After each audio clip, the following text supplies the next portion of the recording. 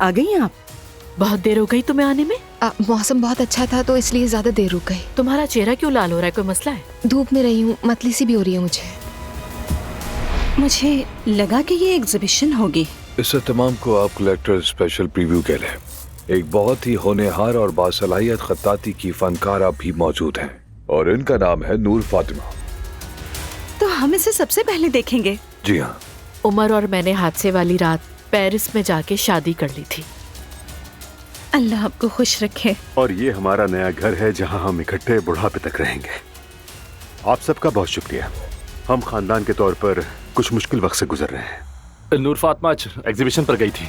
क्या तुम अकेली गई थी बेटी? मेरे एक कस्टमर थे जिन्होंने मेरी खत्ताती साड़ी खरीदी थी, उन्हीं की दावत पर गई थी वहाँ। मेरी अभी तक उनसे मुलाकात नहीं हुई, लेकिन वो बहुत अच्छे आदमी है। यानी कि वो क्लाइंट एक मर्द है?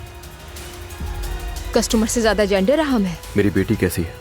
अगर वो ठीक ना होती तो मैं यहाँ ना होती असलान। अदालत की अगली तारीख मिल जाने पर खुश होने की जरूरत नहीं है तुम्हें। मैं अपना इरादा नहीं बदल रही। क्या पता इरादा बदल जाए बाद में तुम्हारा, किसी को क्या मालूम।